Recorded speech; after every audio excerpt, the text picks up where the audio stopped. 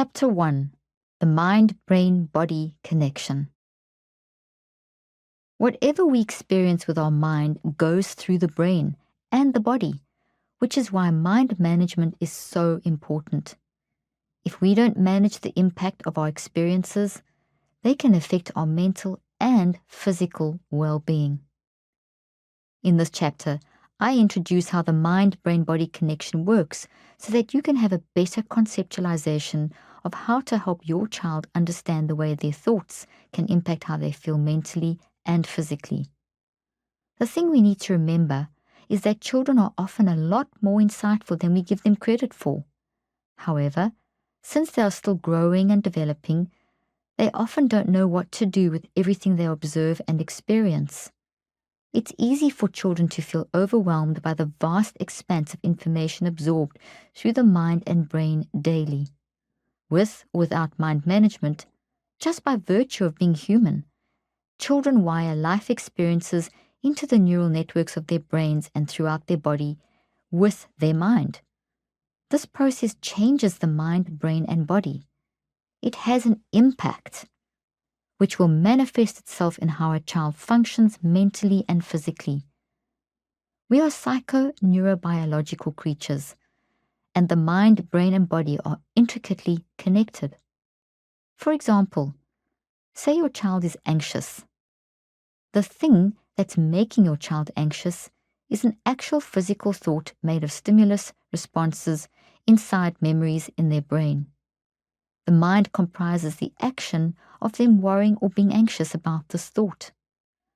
The more your child worries about this thought, the more it can impact them on both an emotional and physical level, the body, including physical illness symptoms such as an upset stomach or heart palpitations.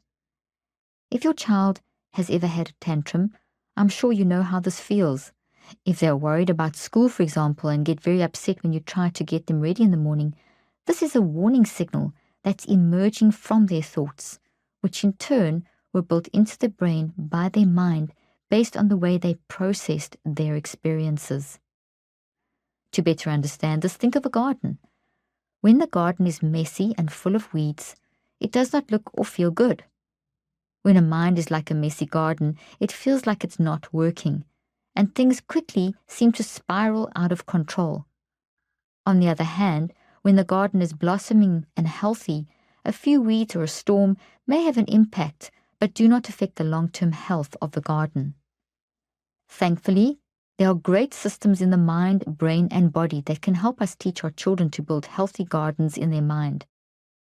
When they learn how to manage their mind, they can make the mind-brain-body connection work for them, which will help them deal with the impact their experiences have on them, no matter what their age. This begins by observing the signals sent by the mind, brain, and body. These signals can be categorized into 4 main components: emotions, behaviors, bodily sensations, and perspectives, which I discuss in detail in Chapter 3. A big part of mind management is tuning into these signals to find the story that they're attached to, and then changing how the story plays out inside of us and in our future. This involves self-regulation, which helps us to stand back, observe ourselves, and monitor how we interact with the world. Understanding the mind. Understanding this process of mind management begins with the understanding the mind.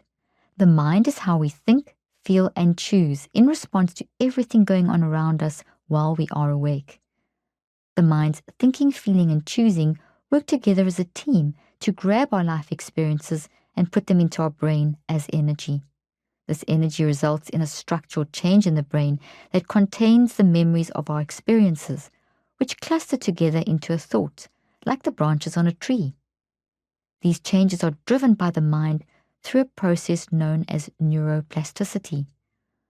The mind essentially plants our experiences into the brain as thought trees. Thought trees are the neurons made of axons and dendrites in the brain. In your supplemental PDF are 2 images to help you understand this. The first is a drawing of axons and dendrites on a neuron. The whole neuron is the thought